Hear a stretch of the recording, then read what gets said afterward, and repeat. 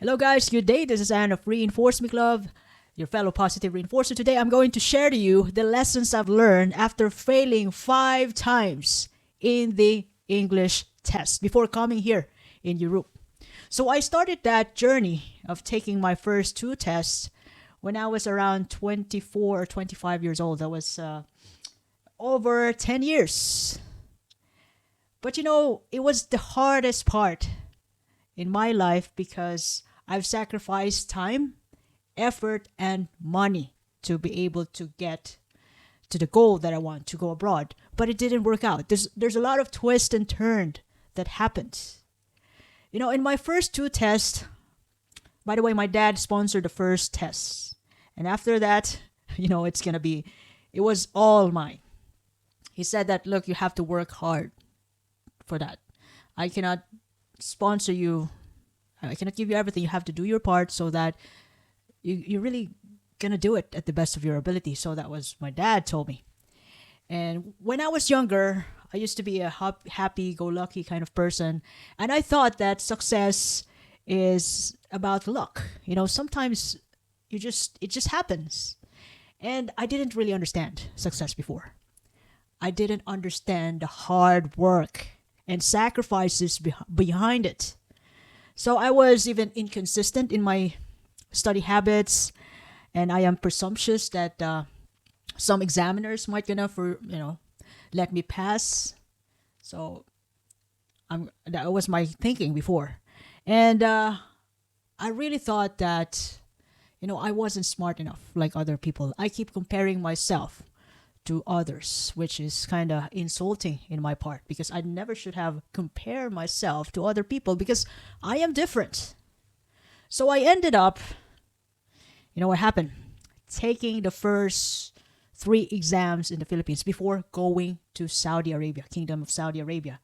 And that was my mindset.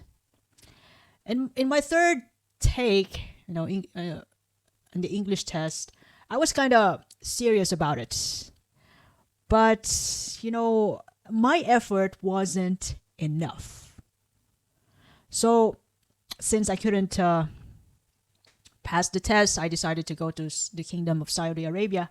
And, in those situations, I learned to survive being alone. I'm already off from dad's protection, financially, emotionally. I was able to learn to grow, independently without my dad's coverage, without my dad's protection, my dad's care. So I got to do things on my own that time. And yeah, that was the turning point though.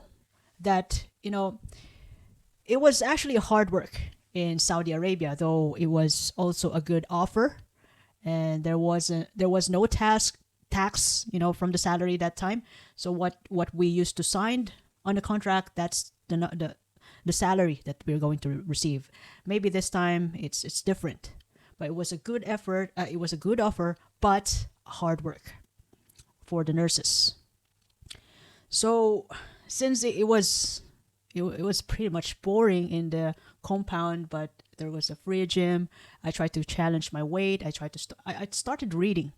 Because yes, in taking my first 3 English tests, I'm not a reader. I wasn't. I mean, the last time that I read books was, during my student years. But when I graduated the degree, I stopped reading. I only take the practice tests in English. In that English IS test. So my reading comprehension was quite needs improvement that time. So in Saudi Arabia, I learned to, build reading habits for myself. I learned to cope and adapt the hardship of being independent there. I learned to invest. I learned to cherish and take good care of my health because it's also stressful. So the turning point, from that hardship that I have experienced of really dying to pass exam because I want to grow. I want to go and work in the Western countries. So what happened was that I yeah, I've learned to take good care of myself. And from that, building the reading habits, I also realized that maybe I could also practice some, English reading materials from the English tests. And I also, you know, I was also encouraged by some of my friends who passed the exam in Saudi Arabia. So I worked in Saudi for 2 years, and then I went back to Philippines to be with dad and to beat the English test because I really want to go and work in the Western countries. So that time in the fourth and fifth take, it was really a massive, massive effort. So what I did was, look, I enrolled myself into two testing centers, two review centers, not as testing center, review centers. And I collect the materials from these two review centers plus the materials from my colleagues and friends from different review center. That was wild that I can't take to fail anymore. So I also started to show up to myself by means of doing the things that I've said I'm going to do. So when I said to myself, I'm going to study every day, up to, from Monday to Saturday, I'm going to allot 1.5 hours studying, the exam. And I did it. I show up every day. So that's what happened. And then since I started showing up for myself by doing the things that I said I'm going to do, I started to be confident. I started to be proud of myself. I felt like I can rely on myself, whatever happens. So, on the fourth take, yes, I did fail again, but I was getting much angry, or even angrier to really beat the exam. And I took the exam again, and then I did failed. It was IELTS, actually. And there goes OET, OET English test, which is that time from Australia and UK. That's what I heard from the accents in the tests. So I've realized that if I keep beating IELTS, if I challenge myself to really just stick to IELTS, I would lose, because this is not about the exam. It's about the destination. It's about the goal of working in the Western countries. So I decided to take OET. And the same thing again. I enrolled myself to 2 review centers plus much more collections online references and resources, as well as from my friends, about that OET exam. And I study every day. And yes, I passed. And it wasn't even perfect though.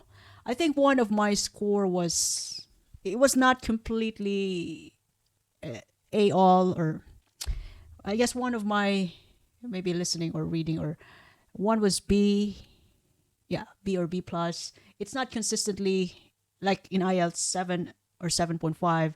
I got maybe 6.5 in one of the tests, but overall, yes, I got qualified, and I finally clicked apply on the jobs available in Western countries. After the feeling of nervousness, anxiety, and trembling, on the exam week. So by the time I got the result from that English test, immediately I applied to different countries because I don't want to take the exam anymore. And then after that, when I clicked, there was a job available in Ireland. When I clicked apply, yeah, it was actually a long process, a good offer, but such a long process in a span of a year. I thought that, this might not even gonna work, but yeah, somehow it did. It was real. And it was also a good offer, and the people were accommodating in the institution as well as the agency. employees who lead us to, who guided us to get land in the job. So they're all accommodating. We even had a welcome party. And currently, I'm still in the same institution. We have good facilities so far. So, it was the hardest part because it wasn't my strength. I tried to catch up and compromise for my weakness, but I made it. And I have learned that, nothing is impossible if you're willing to do whatever it takes. Like when you failed, in my part, every time I failed, I get angrier. I really want to nail that exam. I'm getting more challenge if I fail. If you're willing to do whatever it takes, even to the point of overcoming the most painful rejection and failures, and sacrifices, just never give up until you get it. Ever, never, ever give up. Even in the longest time, just keep your eyes on the prize. And in time, it will be yours. And the destiny will show up for you. And, the skills that I have learned in those adversities, in those hard times, I was able to use it this time in other areas. So that was such a life-changing moment to me that somehow I am thankful that it happened. I'm thankful that I failed because, look, I can use the skills that I've learned in different areas. Whatever life is, what kind of life is, what life is giving me, challenges whatsoever. So that was one of the biggest lessons I've learned. So I hope that, you learned something from the episode today. You can even share this to your family and friends. You can follow me in YouTube, Spotify, Apple Podcasts, even in Amazon Podcasts if you ever love this. I hope so. And I hope this story will help you too. And by the way, this is Reinforce Me Club and your fellow positive reinforcer. I do appreciate your time and have a lovely day ahead. Thank you.